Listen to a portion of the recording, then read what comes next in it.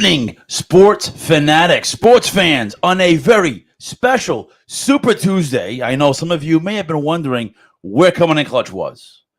But for the next few weeks, we will be doing Tuesday nights on the Eric B Media platform, Comin and Klutch from 7 to 8. So be watching that.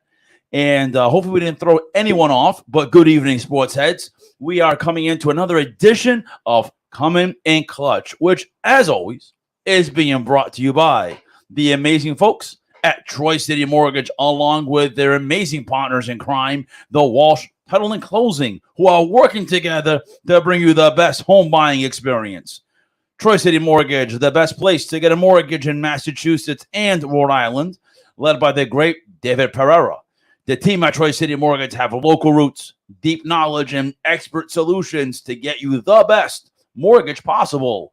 Give them a call at 508-207-5864. That's 508-207-5864. And, of course, the folks at the Walsh Title and Closing are located at 508-858-5725. That's their phone number, 508-858-5725. So thank you again, Troy City and Walsh, once again for sponsoring our show. And we love having you here as a sponsor. And hopefully you're enjoying our show. And if you don't catch it live, hopefully you're able to catch it afterwards, as it's always available for everyone to see and view afterwards. My man, Colby T. What up? What up, brother? What up? What's going on, my man? I am ecstatic to be on a Tuesday. It's a different day that we typically do. Definitely a different vibe today. Yeah, different vibe. I think the more days go by, the more amped up I get. Yeah, because I've been ready to go. A lot of stuff to say, and it's like, oh. Well, which leads us into our opening vent. So our opening vent is being brought to you by the wonderful folks over at Core Nutrition, located on 25 Market Street in Swansea. And folks, the summer is very near, and spring is really right around the corner. I think spring has officially begun. And if not, it's pretty damn close. It's close. So Easter has come and gone. So the bunnies are now in and out. And if you're looking to clean up that yucky, messy, gunky diet you got, what better place than to go to Core Nutrition and look at the great folks there.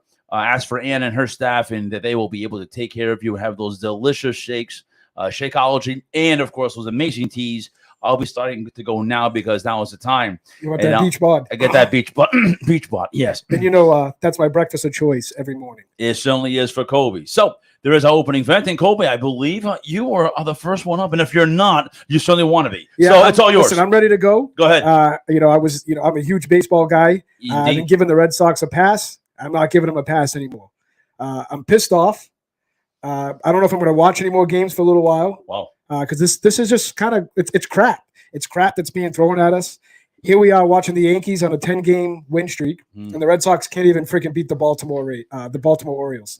Right. Who the Red Sox own the Orioles. They own it. I thought this past series was going to be kind of a lift me up. Mm-hmm. You know what I mean? It should have been an easy 3-game sweep going into Baltimore. I thought so too. And they lost 2 out of 3. They did. It's gross. And the one thing I could say is this team isn't hitting like they're supposed to hit. And I know we talked about this kind of off here. I believe, this is going to sound crazy, is getting rid of the hitting coach, Tim Hires, okay, who was, in my opinion, a very crucial coach for that team. Because when they hired him, I don't know if you noticed this, but the Red Sox were raking. They weren't only raking, they were hitting a lot of home runs. Yes, they were. I believe the Red Sox only have 1 or 2, maybe 3 home runs on the season. It's not good. And we're in May. Right. And the excuse of the shortened spring training, I don't want to hear it anymore. Get your head out of your asses and stop playing baseball. Mm-hmm. Okay? I'm sick of it.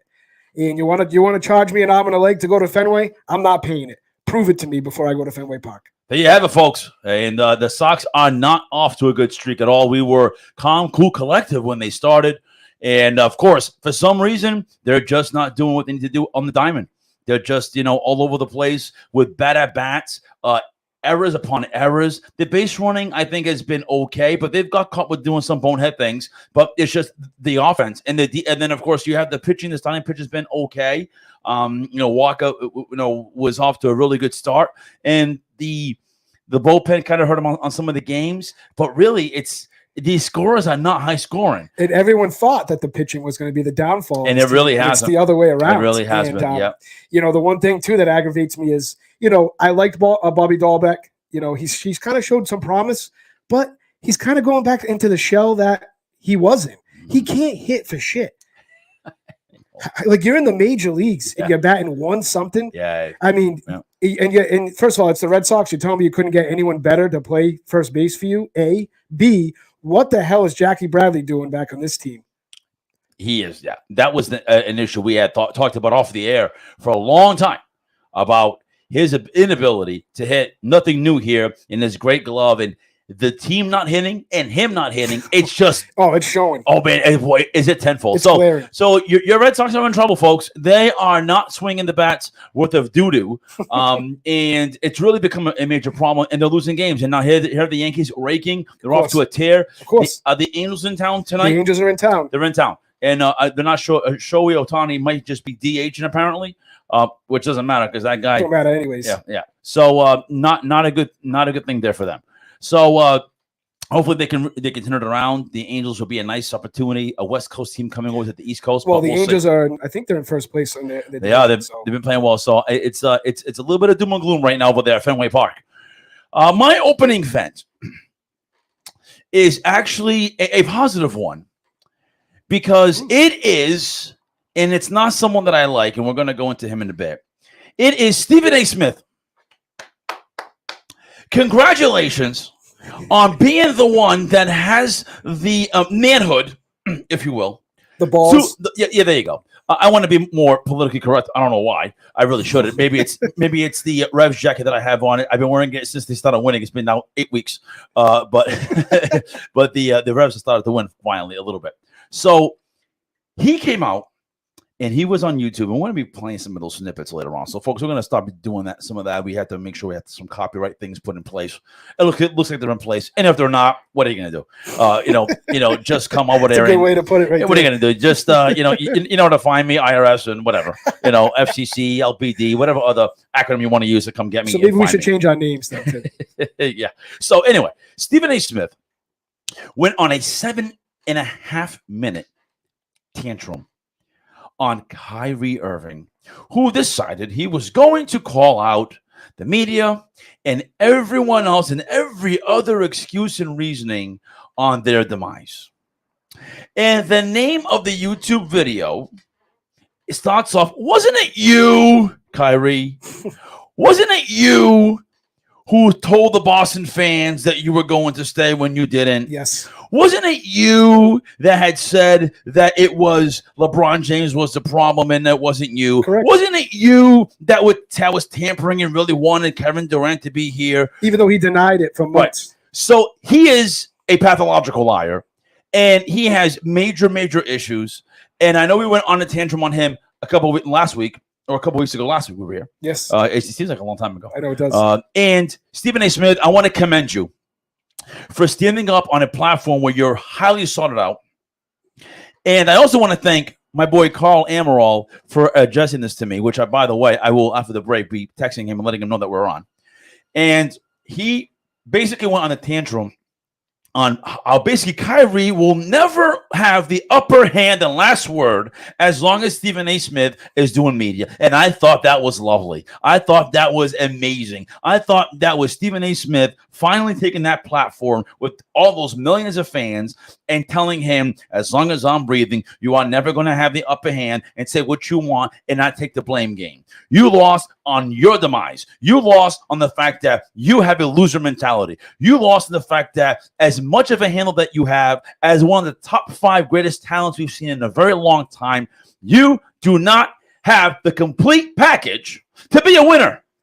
Listen, and people forget, yes, he won in Cleveland, but again, he had LeBron James on his team. He did. Okay, and he might have hit that clutch game-winning shot, but it's one shot. One shot. It's basketball's a team game. If it wasn't for LeBron, that team would have never been where they were. Absolutely. So there you have it, folks. There is our opening vent, and we are going to take a quick break right on the other side. And don't go anywhere as we unravel and get into our special Tuesday in the next few Tuesdays. Don't go anywhere.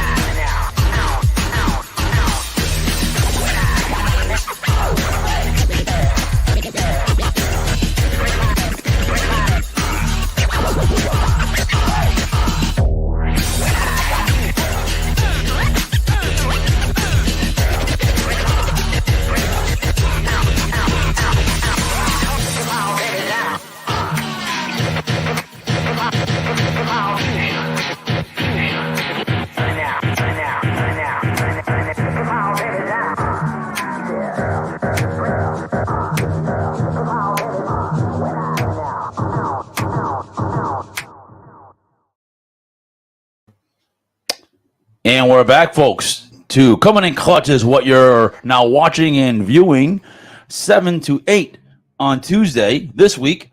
In the next couple of weeks, and our usual spot is on Monday night, 6:30 to 7:30.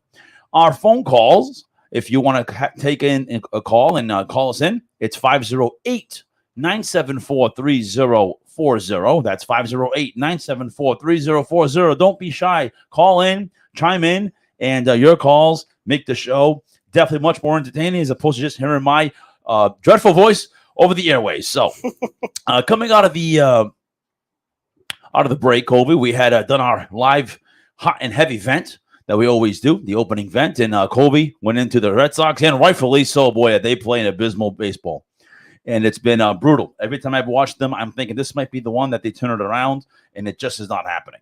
And I went into the applaud, and I want to thank Mr. Carl Amaral, one of my buddies, a rapper, local rapper, so check him out, and he was a Troy City group that he created, and we were coming back from a performance, and he enlightened me with Stephen A. Smith, and let me tell you, he was spot on. It was great to see someone of Stephen A. Smith's caliber to be able to vent and get on that. So I want to take it right onto that video, Cole, before we move on. Go ahead. And we're gonna play this, folks, and unexpected time. And I hope you can all hear this, and we're gonna go in.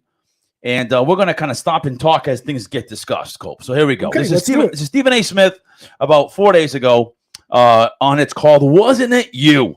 The bringing up of the Kyrie Irving history. I'm on his hands following Brooklyn's quick dismissal from the postseason. Kyrie Irving took to Twitter on Thursday to criticize the media, writing, among other things, quote, "When I see my name, or my brothers and sisters, my brothers/sisters' names getting spun through the media, I refer to all my research about who they are. Their job is to control public perception, all while profiting off discussing, discrediting, disrespecting people's lives for entertainment. You want to do this, Kyrie?" We'll stop right there. So, of course, there goes Stephen A. Smith. He goes in, oh, you want to try this? Like, he's going Brooklyn on them, right? So he's this shirt, by the way. Thank you. See, I'm wearing this on purpose to see if the mojo gets reversed. I wasn't sure. Yeah. What your motive was today. I was getting nervous. So for those of you who are not wondering, I'm wearing the shirt that they were giving out at that god awful Barclays, New Jersey Nets, Brooklyn Nets. They were giving it out, and since the Celtics had, not a great game one, I'm like, well, maybe I can reverse the mojo and change and put on this god awful shirt. It's been abysmal wearing it all day, but so Stephen A. Smith basically goes into that first opening of what Kyrie dismantled and what he was trying to say, and kind of taking it personal and get into it. You really do? Okay, let's do it. Kyrie Irving, what about you disrespecting people? Disrespecting people. Has he not disrespected people? Yes. Plenty of times, man. Plenty of times. And we're going to go into, in case you folks and you supporters want to support the fact that maybe he hasn't, maybe we're taking things overboard, to include the local media who addressed that stomping on the lucky symbol was nothing serious. Hold on. Before we go in, and also the local media who gave us crap for booing Kyrie Irving when he steps into the Garden. Right. In that we're being too harsh, or you're going to wake him up, or he's going to drop 40. Yeah. I just had to get that in real fast. Right. There you go. So this is this is obviously, them him getting into it, and he's going to take basically through basically history and time, since we have short-term memory sometimes in the sports world. Of course we do. Didn't you call the media peons? Didn't you say they were inauthentic? Wasn't that you? Let's go away from the media. Didn't you have a problem playing with LeBron James in Cleveland? Yes. Didn't you go to Boston and openly admit that you did LeBron wrong because of the lack of leadership that you exhibited? Yes. Didn't you then proceed to point out how your leadership was flagrantly lacking when it came to Jaylen Brown? Yes. And Jason Tatum? Yes. Yeah, Wasn't it you that sat in front of fans in Boston and said, "Whoa, I'm not leaving. I'll stay here if you'll have me," and then proceeded to leave? Was that not you? When you came back to Boston, Didn't you stand on a logo in an insulting and denigrating fashion to disrespect the Boston logo and the Boston Celtics fans? Wasn't that you? Wasn't it you that only played 20 games your first year in Brooklyn? Wasn't it you that disrespected the president of the Players Association, Chris Paul, when you as a vice president took the liberty of publicizing your dismay over players' willingness to participate in the bubble once the pandemic hit without even calling the president and having a conversation with them about it before you publicly displayed your position? Wasn't that you? Wasn't it you that was off for 10 months, came back after a 10-month hiatus, played for 2 weeks, and said because of the riots at the U.S. Capitol that you needed a break because there was... So you can see where this is going, right? He's going down this rabbit hole, and he's emphasizing the factual things that Kyrie Irving has done or said, to include the one that I had forgotten about with the Chris Paul thing when he was part of the association. And the fact that if you will go into it, how Kyrie Irving getting paid millions per year and hundreds of thousands per game just decides he wants to take the time off. Just take the time off because he's going to get paid no matter what. Things more important than basketball? Why you were getting paid tens of millions of dollars? Wasn't it you that was supposed to come back and play after being gone from your self-imposed hiatus, which, by the way, you didn't even call and talk to Steve Nash about when you did it? Wasn't it you that was supposed to come back but was out partying with your family, and then because that was in violation of safety protocols implemented by the NBA, which you knew, that gave you additional time off? And after all of that, wasn't it you that fell under the umbrella of about 1% of the league who did not get vaccinated? There you have it. So this thing about the Celtics not getting vaccinated, not having a vaccination, I am telling you that I always believed that the NBA was very much into getting vaccinated. And Stephen A. Smith saying about 1%. That's like nobody. Like, that tells you that this guy probably has more contacts than you and I. Mm-hmm. And he could have said 90%, could have been the 10%, 8%, 20%. He said 1%. So when there was already this hiatus and this negativity about the Boston Celtics potentially going to Toronto and having the concerns about vaccine versus not vaccinated, I have a funny feeling that the Boston Celtics probably had more players vaccinated than not. Correct. So I want to fast forward this a little bit because I don't want to run the whole thing because I know we have to get into other matters. But I want to kind of go over to the point where really it gets personal, which is Kyrie bringing in race into the equation, which is already a very touchy subject in today's world. Let me see where we're at. Not fulfilled.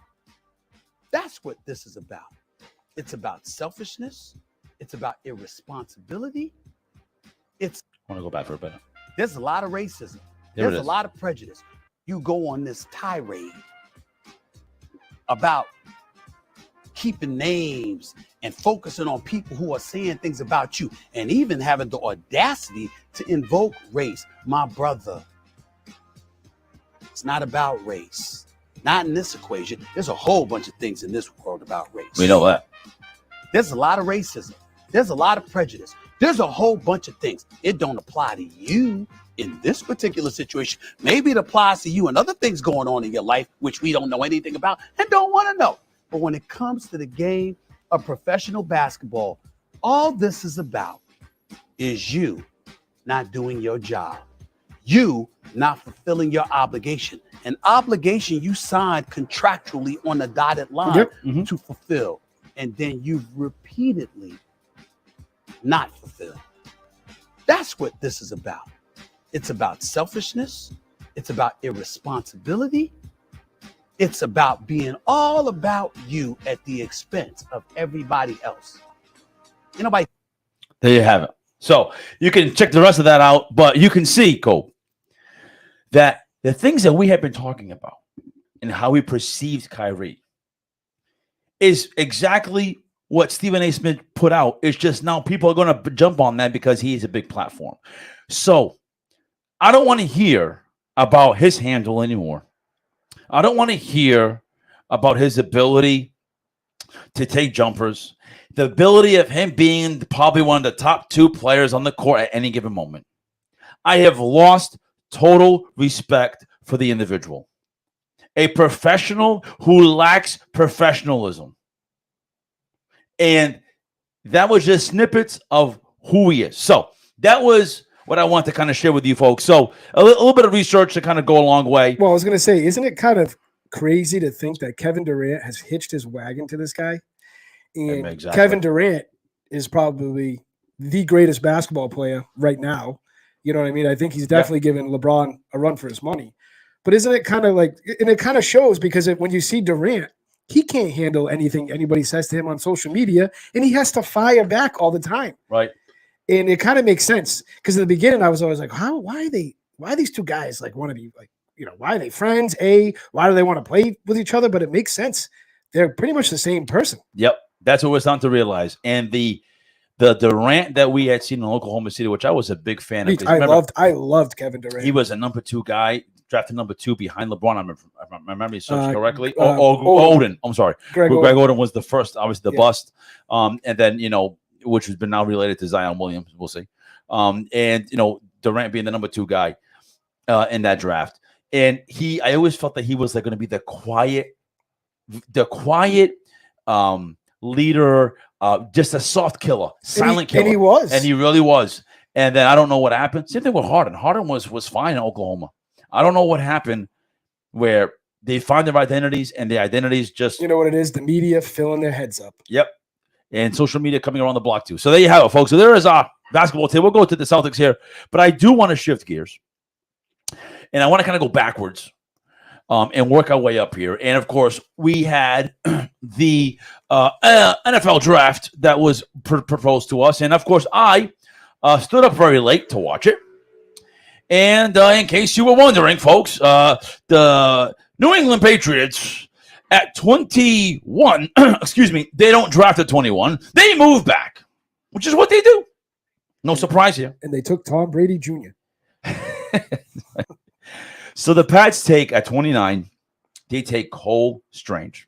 Strange, I know, strange and odd how he would take an offensive tackle. So I started sitting there, and I was bothered by it because I want what the average fan, I guess, would want is a sexy player or an impactful player on an impactful position. A sexy name. Sexy name. And then the next day, Colby, I spoke with you, and I realized something.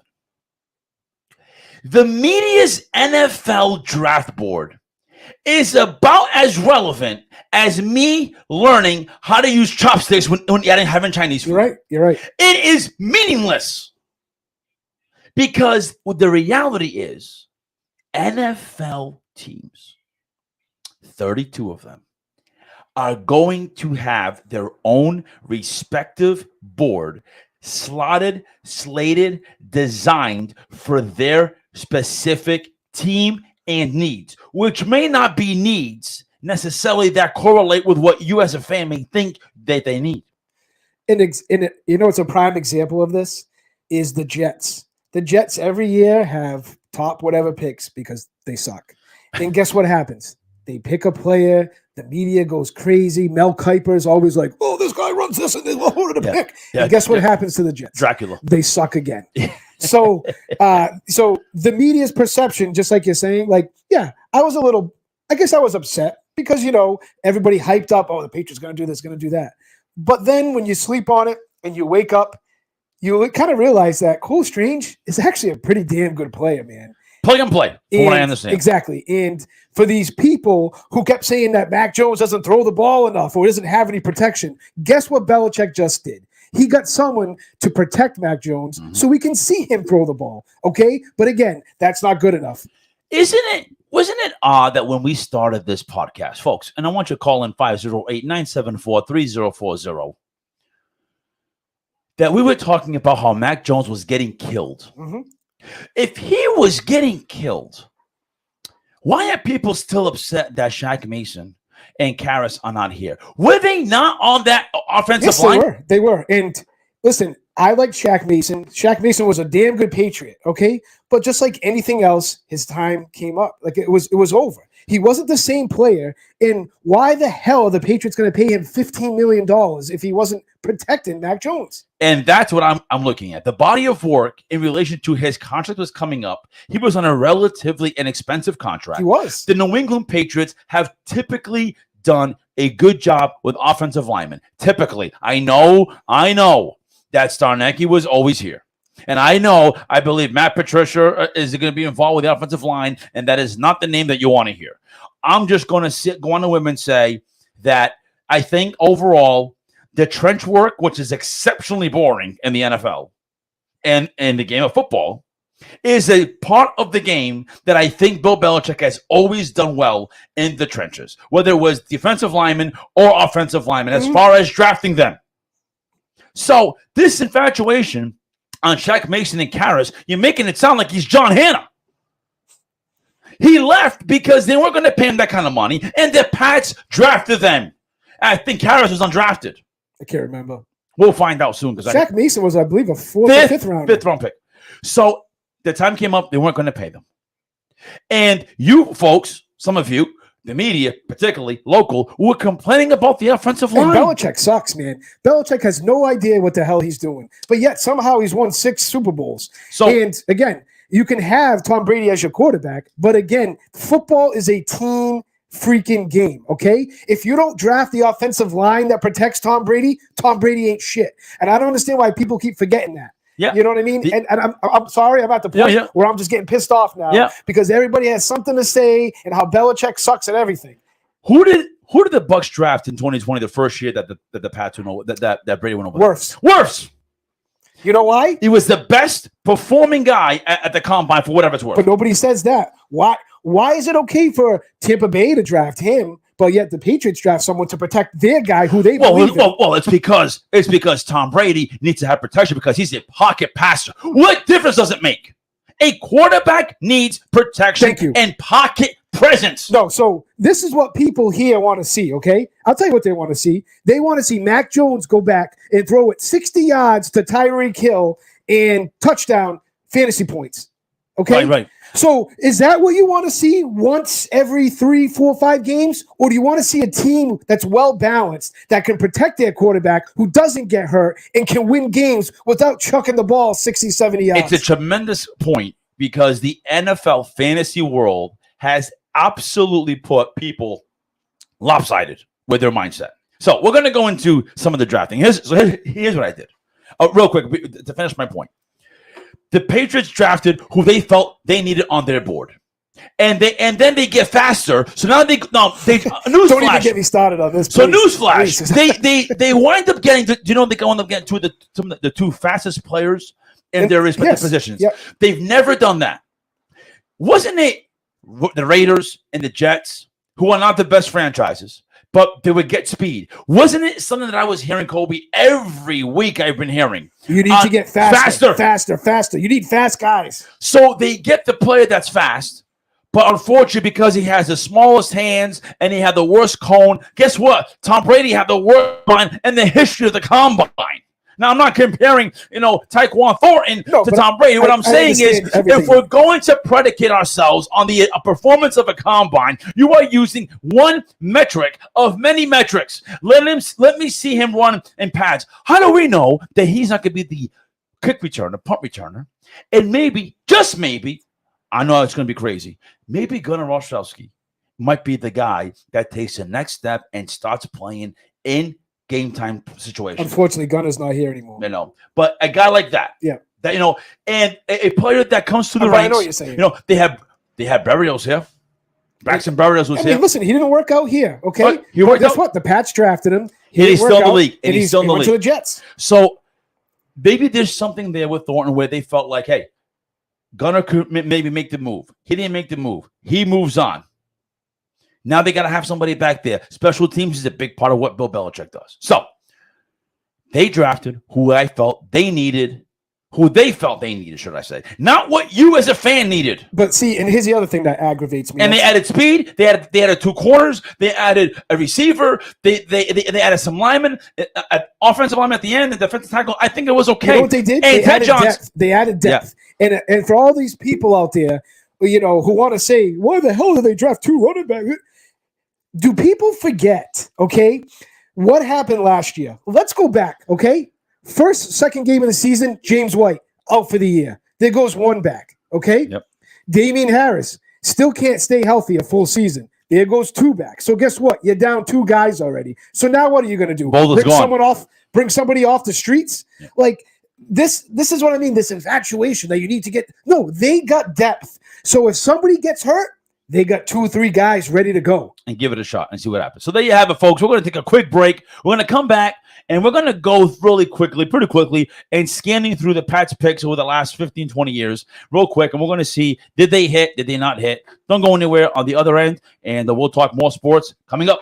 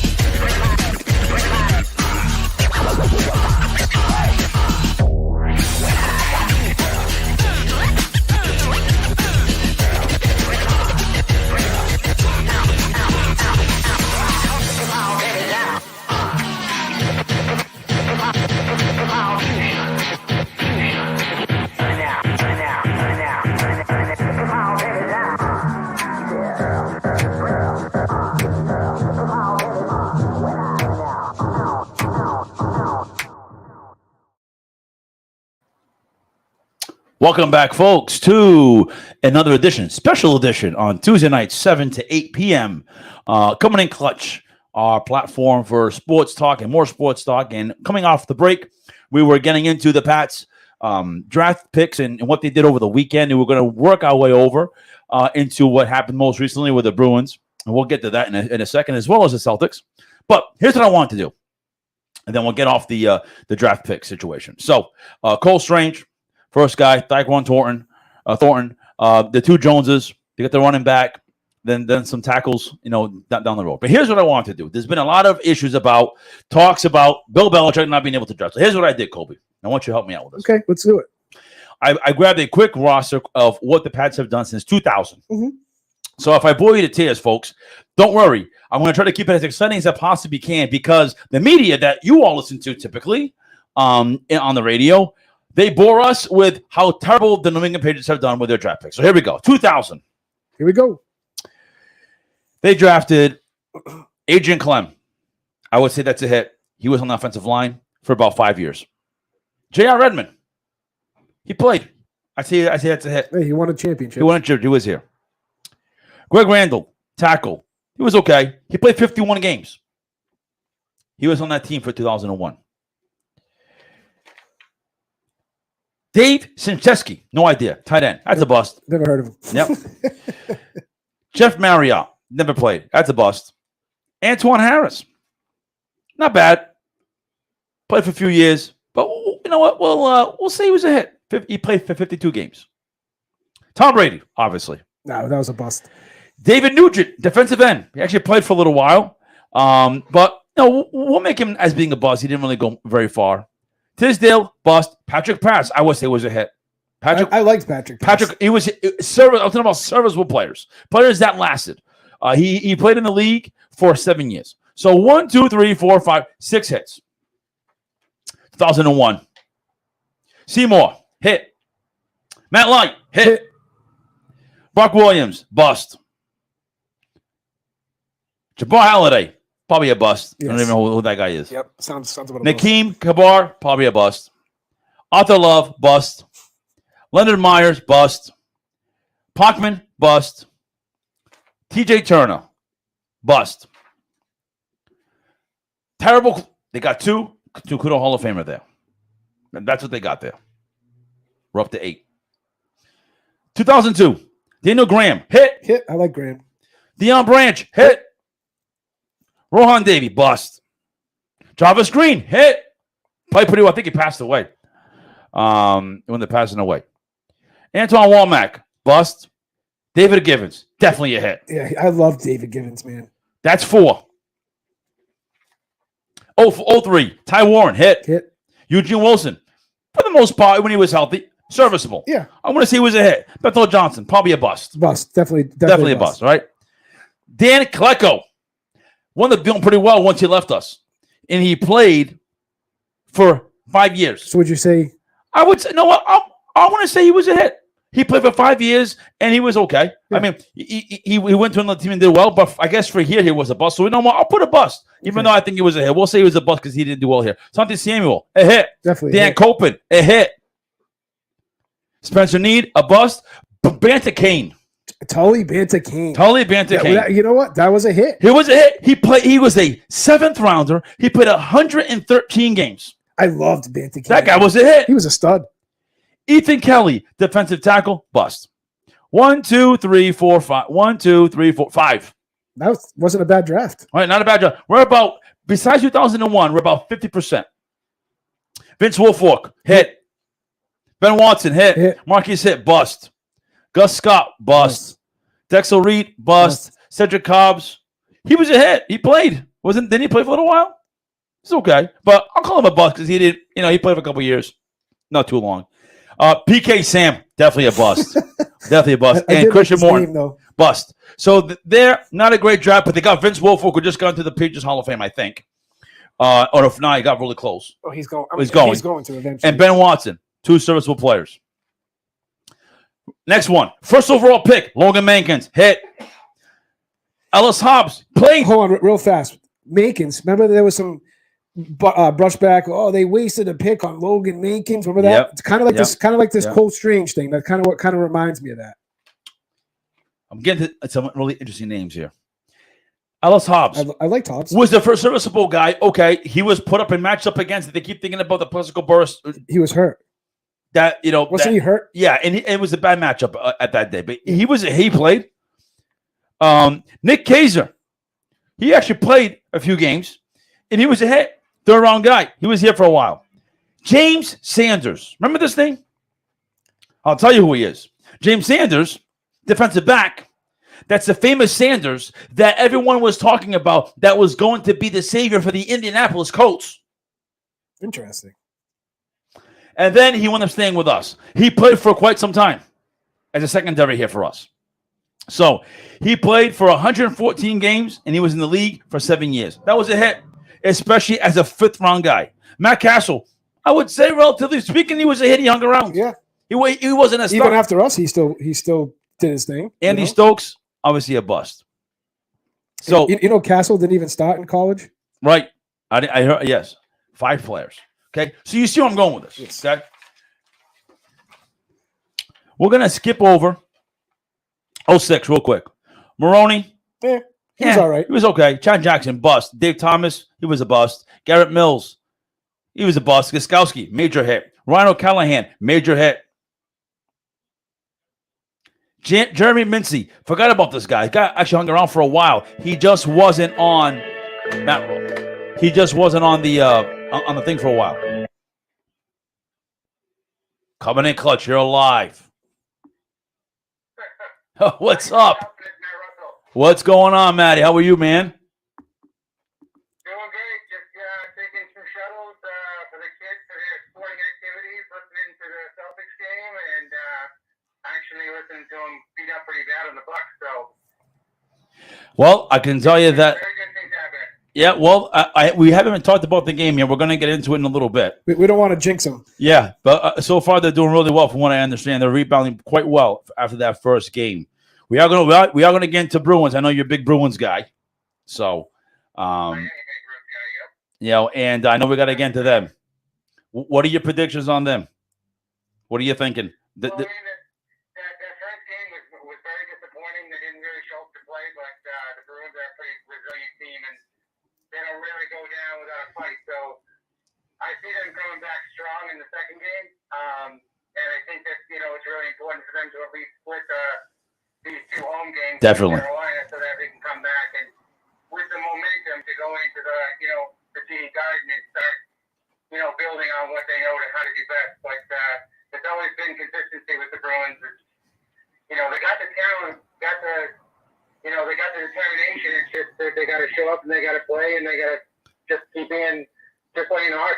So right, totally. I totally agree.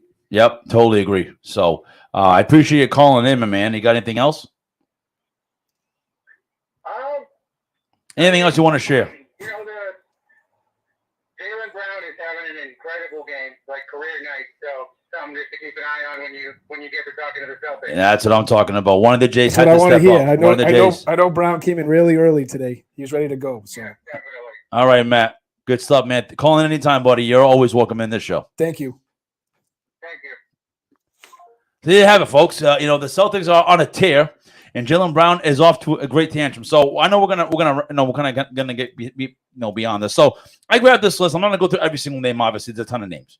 What I realized when I went through some of these names every year after the body of work, the Patriots have basically hit 40 to 50% of their picks, which is exactly what I thought was going to be on average.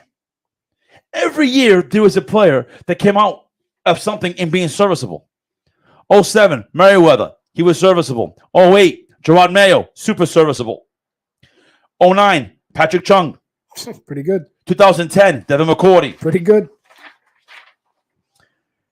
Cyrus Jones, bust. Joe Tooney, hit. Yes.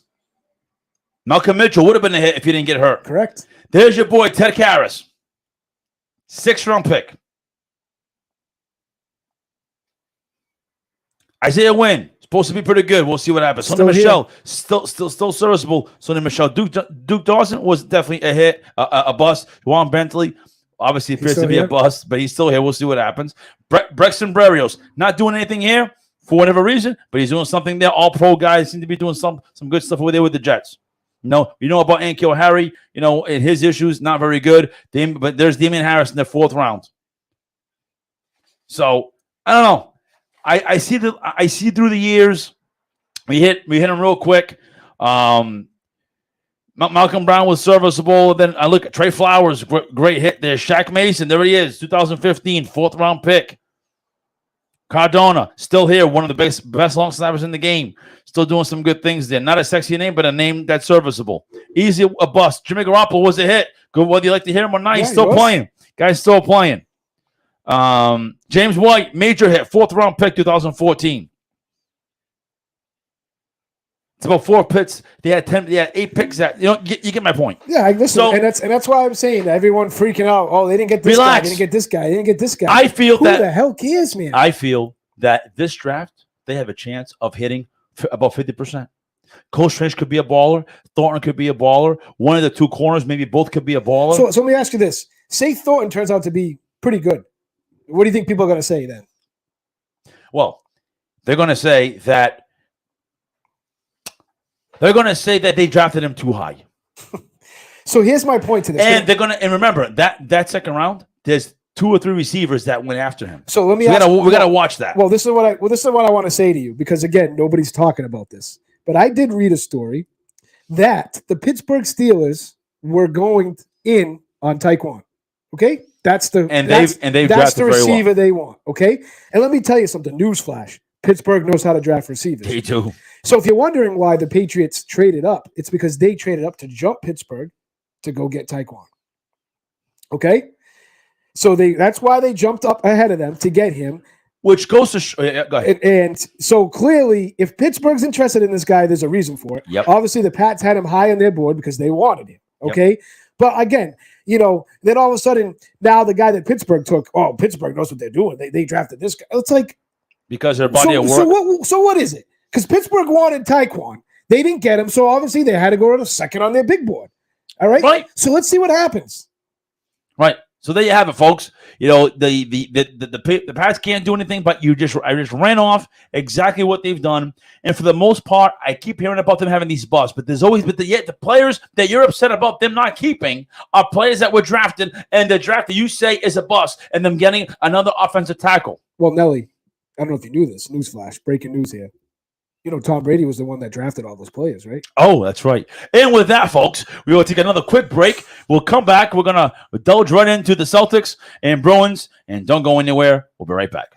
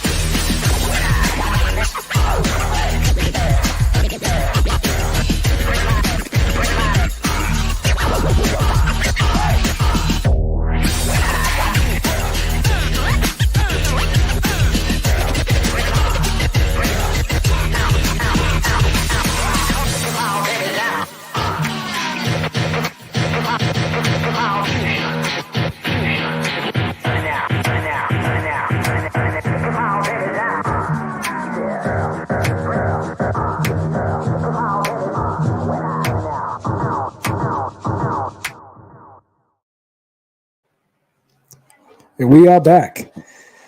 Colby, I cannot believe that by us not watching the Celtics game, there is a 25-point lead at halftime. Well, let's hope we don't eat crow on this. Bringing this. I up right now. hope not. So we have not talked about the Celtics on purpose because we felt that we had to change the mojo. So Colby brought in something different. I'm wearing the New Jersey Nets shirt that came in that was given to me for free, because if it's free, it's for me. Exactly. And I'm wearing it. And if this is what it's going to be, I'm going to not change out of these clothes for the next 3 weeks. If we're going to win and get to the Eastern Conference Finals and beat the Bucks, I'm all in about it. So the Celtics, as everyone knows, had swept the Brooklyn Nets, and they had their first game, against Milwaukee, and it was an abysmal game, meaning that the issues that I thought, Colby, that they had in Brooklyn, the snippets of issues, turnovers and low percentage field goal percentage, being lazy with their passes, right? Some of that stuff didn't really bite them too hard because the Brooklyn Nets don't have much, aside from the two studs. But against the Milwaukee Bucks, they got punished by other assets and pieces in realizing their mistakes. Now, it was an 89-101 game. It wasn't like the Celtics gave up more than 100 points. So I liked the fact that they kept them at right around 100 points in today's NBA. What I didn't like was that the Celtics only put up 89, which is not what they do. Yeah, but Milwaukee's a different team from Brooklyn. Milwaukee actually plays defense. They're going to give you some tough times. So for you to get to 100 points, they actually play defense. But now they're on a, if this keeps going, they could find themselves giving up 130 points tonight, which goes to show you that game one isn't always going to be indicative of what a series is going to be. Well, no. Sorry, let's listen to the local media. The series is over. They're getting their ass handed to them. Everyone calling in, oh, the Celtics suck. Blah, blah. Listen, again, what I've been telling people, the Celtics were off for almost a week. So from that last Brooklyn game to when they played Milwaukee, it was almost a week. Anybody in their right mind is going to lose some type of rhythm, focus, pace, if that's what you want to call it. Okay, right. And it's a new opponent. Just like everything, they're seeing kind of what shots are going to be taken. You know, what's going to happen, who's doing what. You know, and that's why you have film. You know what I mean?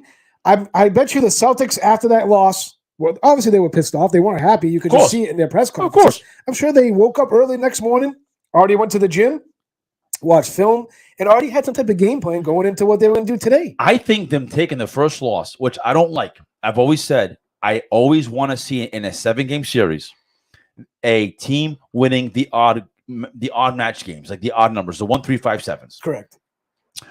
And the Celtics losing that first game, it almost realized that, oh man, we have a different opponent. It opened up their eyes because they hadn't lost. Correct.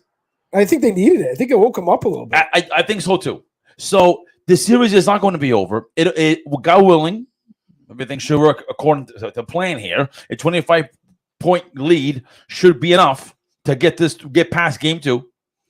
However, it's still the Bucks. I respect them as a team, but the fact of us throwing in the towel, the media, not us, but some of the media, everybody here. You know, what I took out of that was game 1 was a loss. It could fire them up.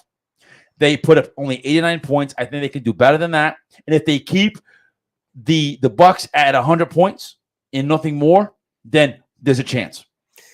And it's, you know, everyone wants to say like, oh, Giannis this and Giannis that. I mean, Giannis didn't really have a great shooting night. But what Giannis did was he kind of facilitated, you know, and because the Celtics collapsed on him so much, all these guys were open. And guess what?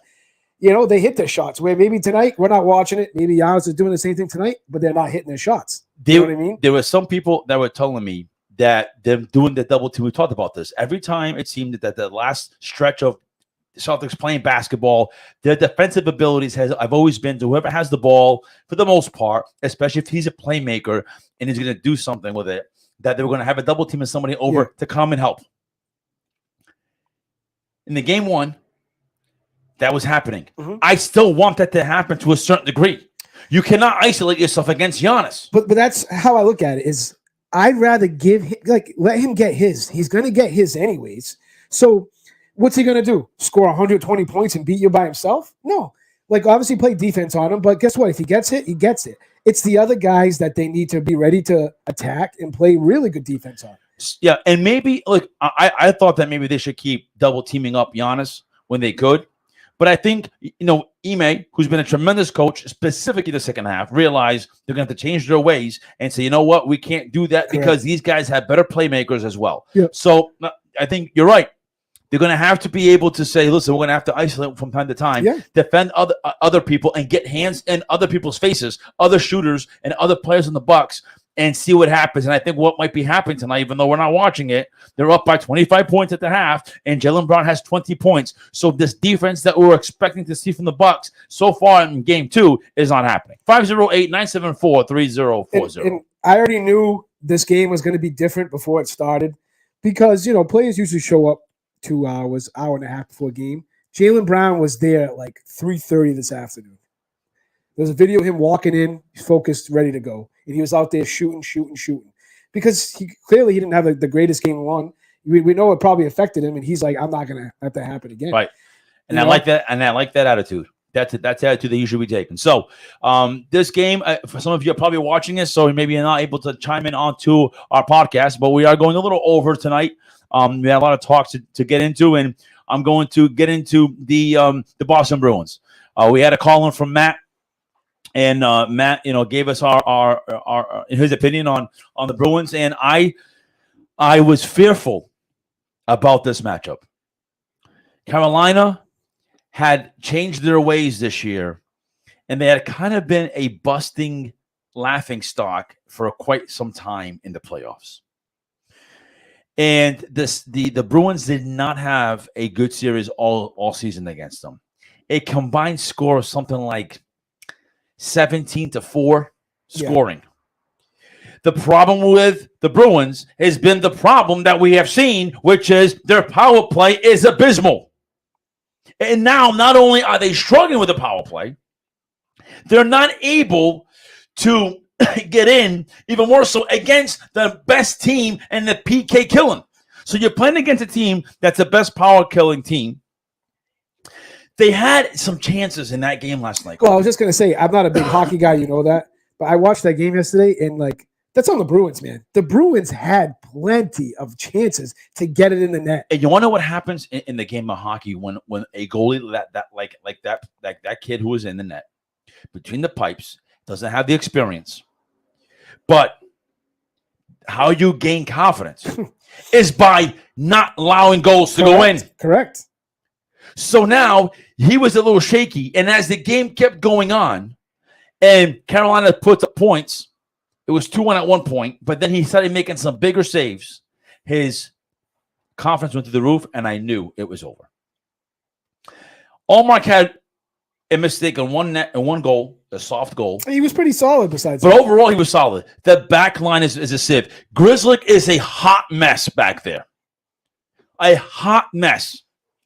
You have to win battles in the corners. Even Lindholm, he didn't, he was supposed to be our prize possession at the deadline, and it didn't seem like I don't know if he wasn't ready, because obviously Maybe. he was hurt. I don't know if he's still hurt, he's dealing with something, or he's never been in this big of a stage, and he doesn't know how to. This is the first time in Marchand's career that I can say something's up with Marchand. Marchand is not right. I don't know what happened to him exactly, but he's not right. Pasternak wasn't there. That was the excuse. Even Pasternak yesterday. What is up with him, man? Yeah, just a shell, just turtling up and not facing the adversities of NHL I was going to playoff. say, pound for pound, the Bruins can handle this team. They should be able to. It's like, do you want it or you not want it? Right. And this is the confusion that has been with the team. The reality is, Don Sweeney, in a way, I really want the Bruins to do well and get past this first round. It's going to be a challenge because the matchup hasn't been very good all year. Yeah. But in a way, if they don't make it through, this could be the beginning of the end for Don Sweeney, which to me, it's good riddance. Do not get rid of Bruce Cassidy. Because here's what happens in hockey. When you get rid of the general manager, the new GM brings in their coach. His guy. He needs his guy. Hockey is infatuated with GM and coach. Unless you're going to bring me Torts and Tortorelli. Oh, I love that. If you bring me Tortorelli, we're going to talk. Aside from that. That's what I said, Brooksy. Unless it's him, I want Bruce on this team. Bruce is one of the better coaches that have been up and coming. And he calls his players out. And I love that. Nobody has the balls to do that anymore. His press conference last night, he said, basically what he was saying was, yeah, it really wasn't all of Allmark's fault, but the one that he did let in was his fault. By the way, he's not guaranteed to be between the pipes. That's how I read that. It's time for Swayman to come in if need be. Well, they did say Linus is starting. But Linus should be starting. He should start. But what I'm saying is, don't be turtling up and not waiting for Swayman to come in. Swayman needs to eventually come at some point because they have been sandbagging this kid, and this kid's conference is confusing. I was just going to say, they ruined this kid. This kid should be the one who is starting in these games, but they screwed that up. In the very beginning, Don Sweeney's management positions and Don Sweeney's decisions on personnel is affecting this team. You know that you needed a center. You did not go get one. Correct. You knew that you needed more impactful players up front. You did not get it. Instead, you decide you're going to spend X amount of millions, $5 million to be exact, 5.9 to be exact, on a guy between the pipes, knowing that you had not one but two players that were coming in from your Providence Bruins homegrown, home drafted, homegrown, whatever you want to call it. So the Bruins right now have an uphill battle. They need to find their identity very quickly because you know what happens in the NHL? The team that has the ice leaning continues to lean, and to lean the ice the other way is extremely difficult. Extremely difficult. You don't have home ice. Right?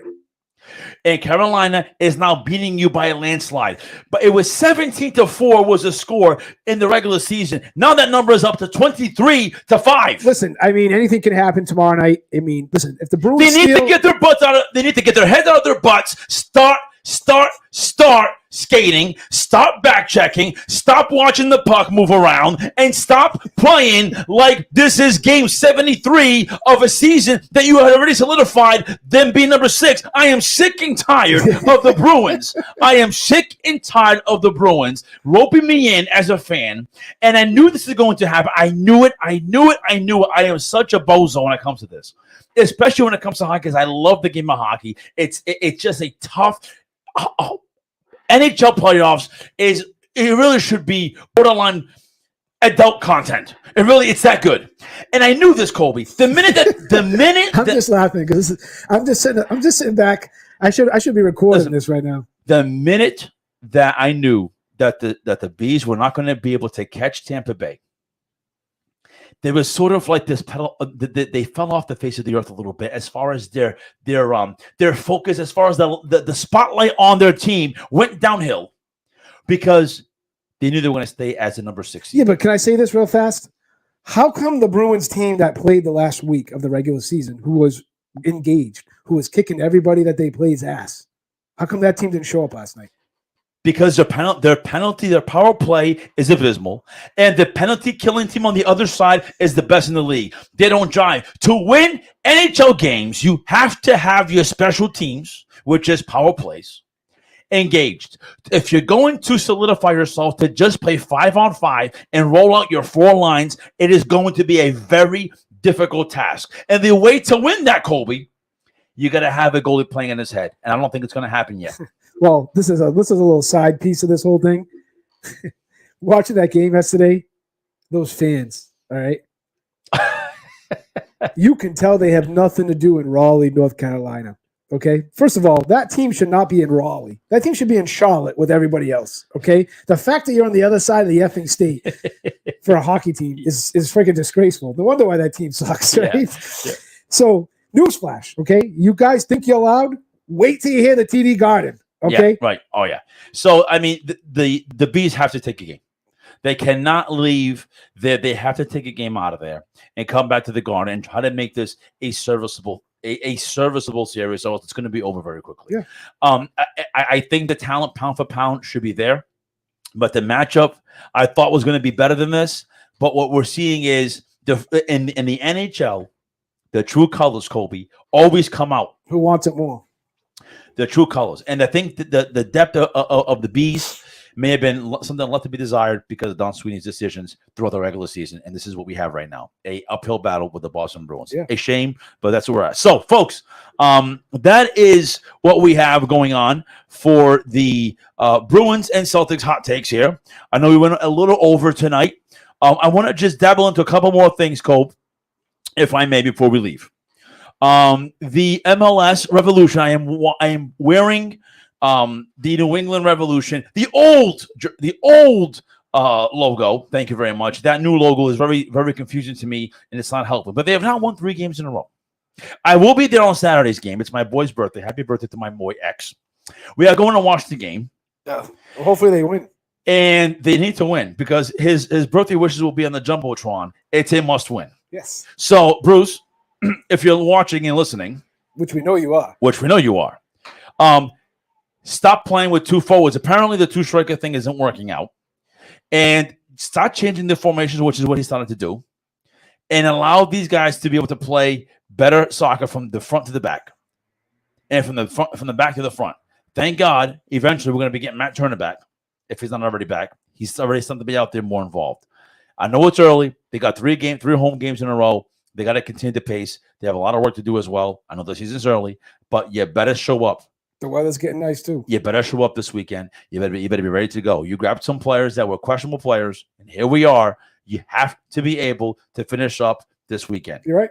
100%. So that's what we got going on. In the meantime, before we leave, a quick little update to see where we are at. It is now still in the break of 65-40. Either at halftime. So we're still at halftime. The Red Sox are up 2-0, and the top of the fifth. Not watching. So so that's kind of where. Oh, I'm sorry. They're actually going up into the top of the sixth now. So it's the bottom of the fifth right now. So they're about getting ready to get out of there. Bruins tomorrow must win. Very simple. Must win. It's just the way it is. This is gonna be a nice time right now. Every night is either the Bruins, Celtics tonight, Bruins tomorrow night. Like I like this whole every other night there's something going on. And the Revs are playing the Columbus Crew, and the Columbus Crew have not been anything to write home about. And if just like that, if they win, they jump from 19th to 11th, just like that. Wow, that's how soccer is. So, any other last minute things you want to take before we get out of here? It's been a hot and heavy session tonight. Nope, can't wait to come back next Tuesday. Maybe we'll have some more stuff in the draft. I know I talked to you about this. I definitely want to examine a special someone's football team on the local radio waves, and I want to compare drafts because I'm sick of the Patriots always getting heat for their picks, where this particular person's team never really, has never really talked about the picks that his team makes. I think you know where I'm going with this. Yes, I do. We will definitely probably dive into that next week. We do. So there you have it, folks. That is all we have time for tonight. We'll be back again next Tuesday, same time, 7 to 8. And we can be able to take your calls, hopefully take even more. We had one today. Hopefully we'll get many more to come going forward.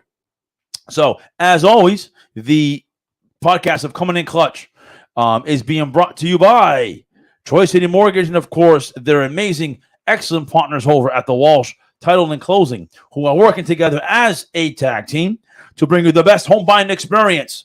Troy City Mortgage, the best place to get a mortgage in Massachusetts and Rhode Island. Don't get left out, Rhode Island. Led by the great David Pereira, the team at Troy City have local roots and deep knowledge and expert solutions to get you the best mortgage possible. Give them a call at 508-207-5864, 508-207-5864. And, of course, the folks at the Walsh and Title, they can be reached at 508-858-5725, 508-858-5725. Again, thank you, Troy City Mortgage, as well as the Walsh Title and Closing Company for sponsoring our show. Hopefully you're able to chime in. Hopefully you're a big sports fanatic. And if you're not, maybe we can make you a big sports fanatic. Or if anything else, just be loud and obnoxious like I am. So either which way you decide to slice it, hopefully you're chiming in. Celtics, let's finish up tonight. Bruins, sharpen up your skates, tape up your sticks, and get your head out of your butts and start getting on these teams to the Carolina Hurricanes, who are called after some kind of weather storm. The Hoffman Whalers. That's how I look at them. It's taking you on. So wake up and get it done. MLS, Revs, let's take care of business this Saturday against the Columbus Crew, those bumblebees down there in Columbus. So that is all we have time for tonight. Again, we'll be back next week. I wish it was tomorrow night. It will be more of this every night. It will be next week, 7 to 8 on Tuesday. Again, it will be next Tuesday, 7 to 8 on the RFP Media. Don't forget us. Watch, share. We'll be here for you. And as always, Core Nutrition. Again, 25 Market Street, Swansea, Mass. That's my breakfast of choice. Has been ever since they opened. I believe they've been open now for two and a half years. Sounds about right. The shakes are amazing. Even though I'm plain and get the same shake every single day, I love it. Can't wait to get in there and get it. And like I said, go down and see Ann and the gang. Best people around. There you have it, folks. Go check them out. That's all we have time for tonight. Eric B. Media, Comin and Klutch. I'm Nelly. I'm Colby. And we are out.